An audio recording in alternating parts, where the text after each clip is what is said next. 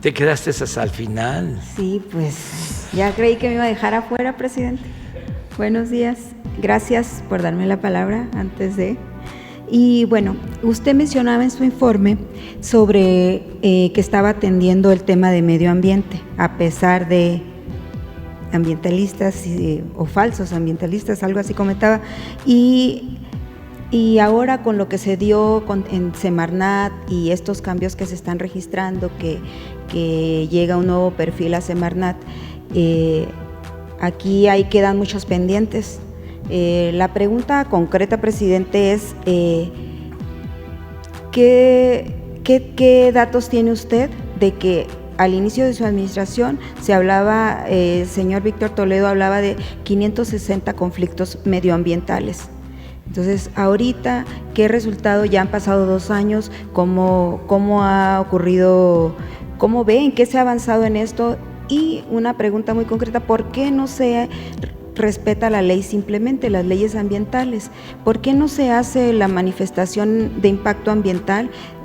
Supongo que usted conoce que es un documento muy importante en cada obra que se hace, sobre todo si son megaproyectos. Entonces, ¿por qué simplemente no se respeta esta ley? ¿Por qué no se ha acabado de limpiar? Ya usted explicaba también que hay conflictos internos, que hay quienes defienden el medio ambiente y hay también quienes están tratando de proteger los intereses de empresarios y de estos grandes megaproyectos, pero si me puede responder esto. Ayer también la secretaria de Economía ya daba también cómo iba a estar la operatividad de las minas y cómo dice ella que van a seguir, incluso habla de una mesa de seguridad con las empresas mineras, que es uno de los principales problemas que se tienen en algunos municipios o estados.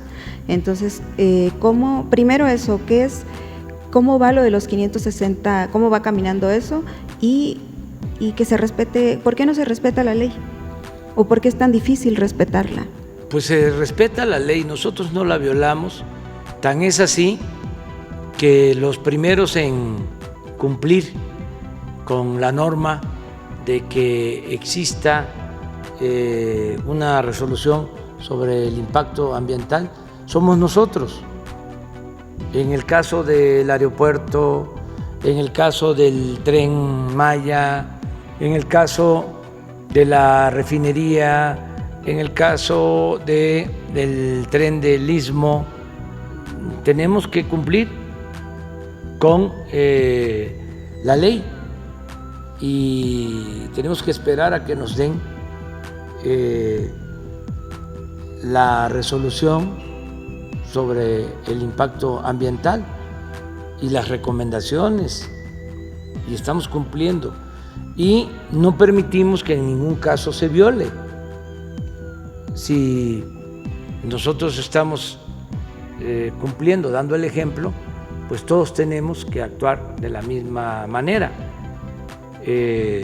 Por ejemplo, en el caso de la cervecera,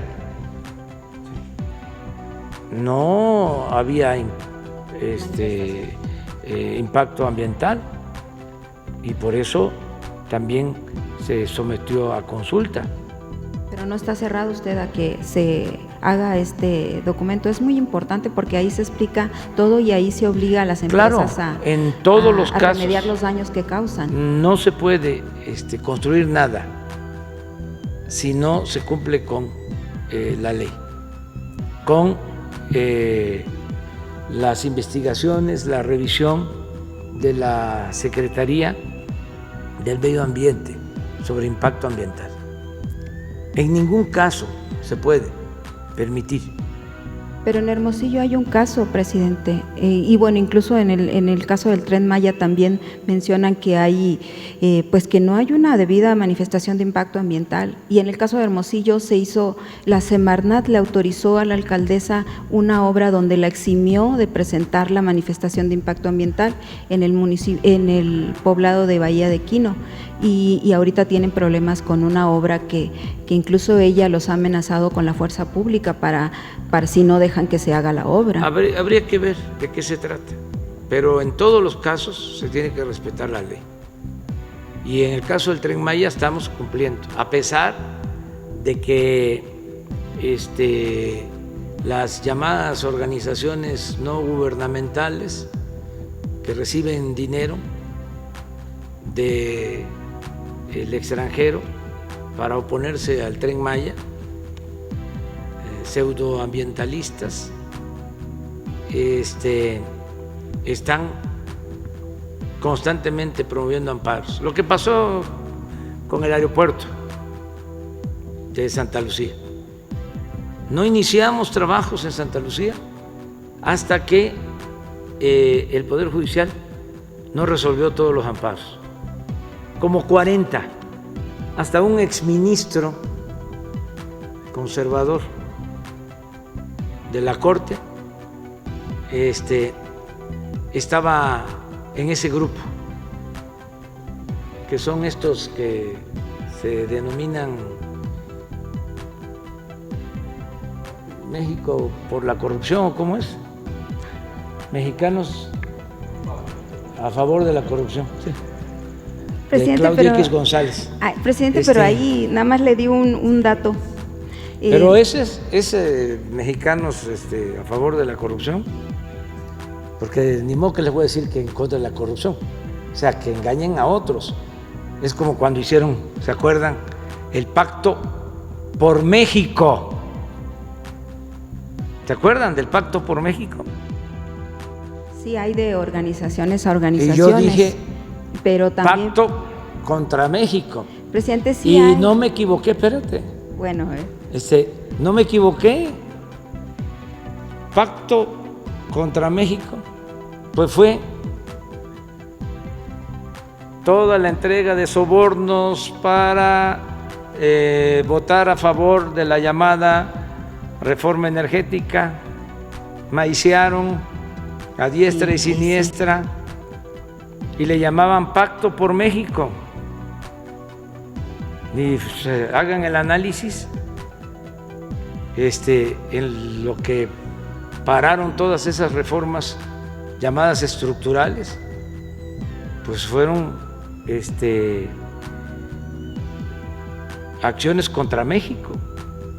Y lo mismo esto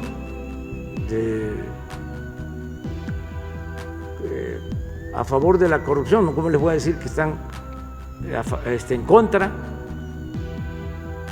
Si esa asociación era la que promovía la privatización de la educación, esa asociación de Claudia X González, tenían carteles en el periférico, esos electrónicos, donde cambiaban por minuto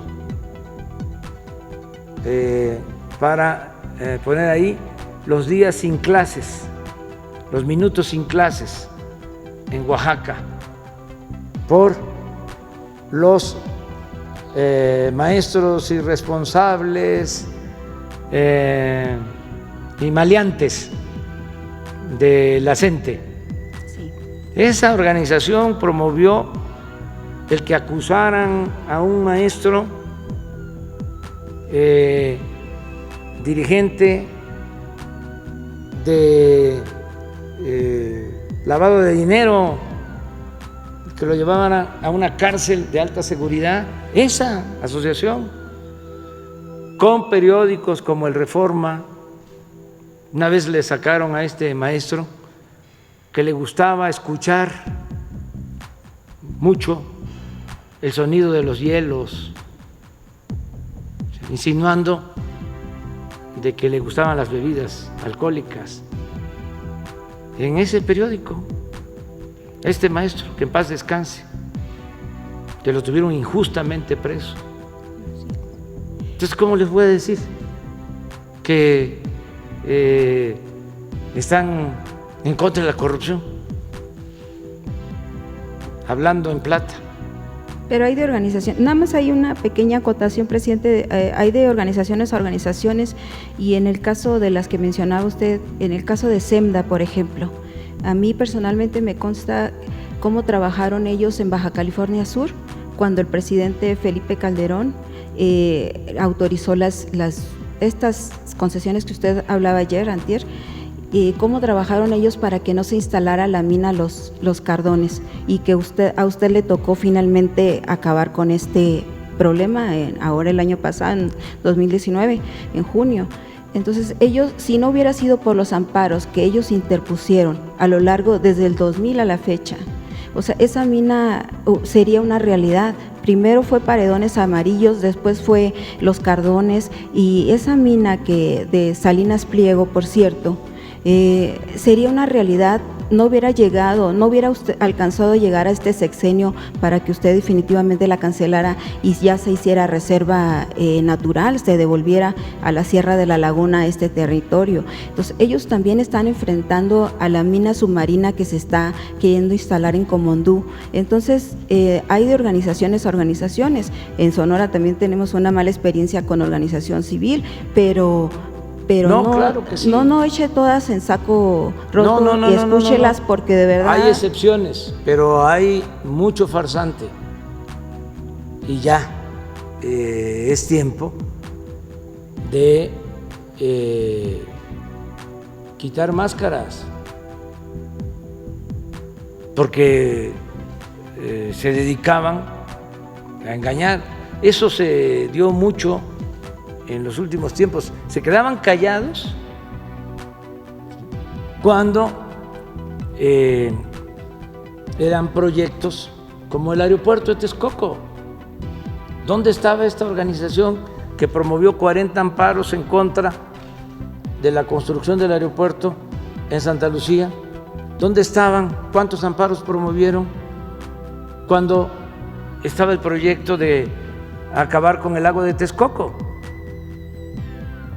Pero como era un negocio de los de arriba, incluso de sus patrocinadores, silencio cómplice.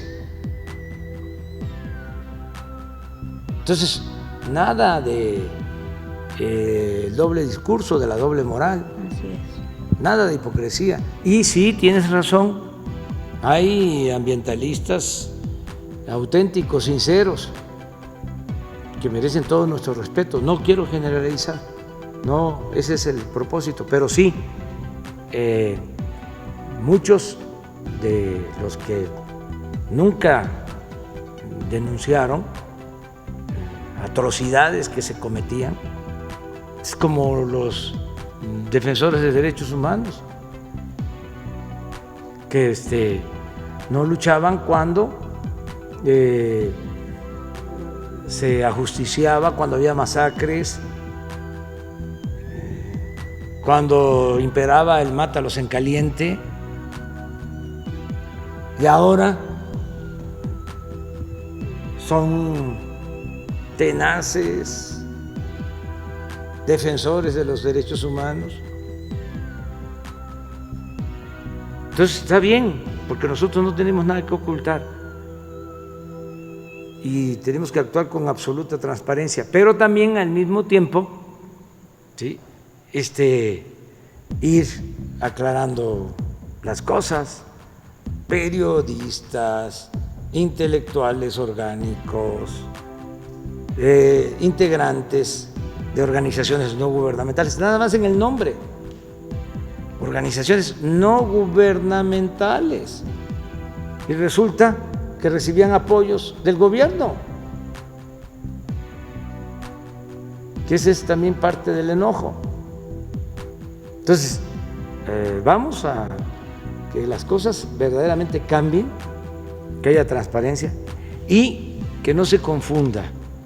Nosotros no censuramos y no hay represión, y somos libres y tenemos que garantizar el derecho a disentir, pero ya también basta de tanta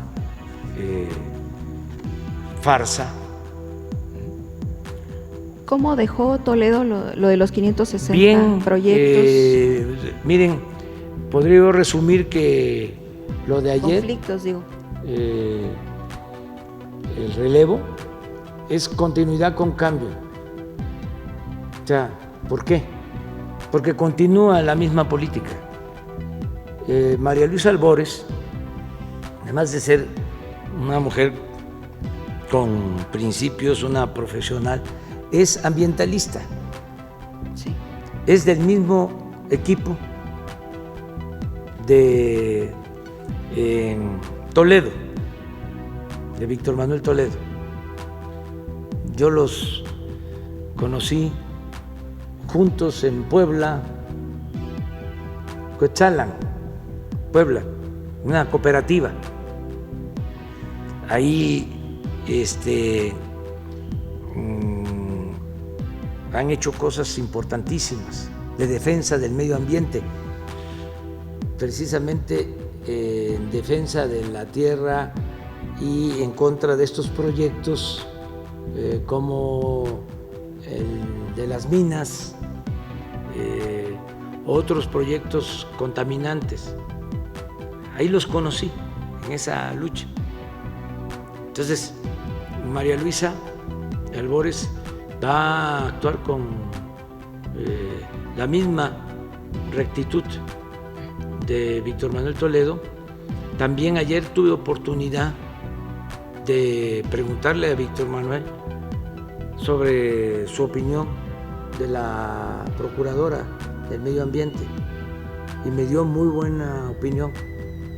¿Saben por qué le pedí opinión de ella? Porque la secretaria de Gobernación me estaba proponiendo a esta abogada para ocupar una posición, un cargo en un organismo para combatir la corrupción. Y le pregunté si la consideraba honesta a la licenciada. Sí, como estoy hablándoles. Digo, ¿es honesta? Sí. Bueno, me lo planteó la licenciada Sánchez Cordero y le pregunté a Toledo ayer.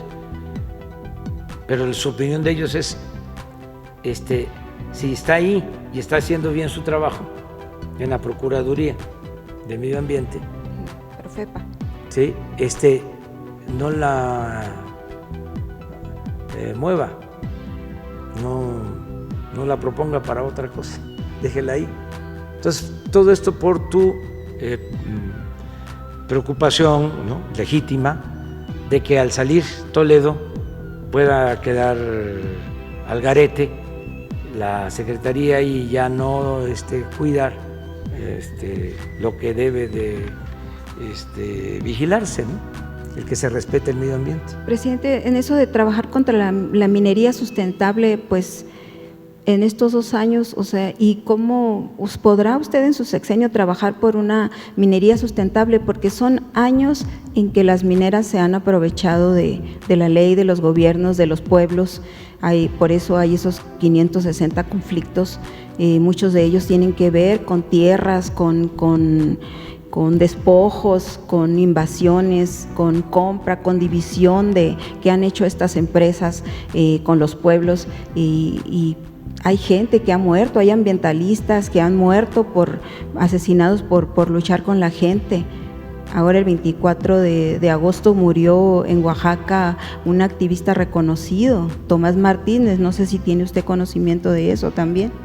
Sí, estoy muy consciente de lo que está sucediendo y lo que hicieron. Ya lo expliqué en el informe. Yo creo que es muy ilustrativo el decir que en 30 años, de 1988 al 2018, en 30 años, 5 gobiernos entregaron concesiones por 120 millones de hectáreas del territorio nacional. Y 120 millones de hectáreas del territorio nacional es el 60% del territorio de México. Eso ya lo dice todo.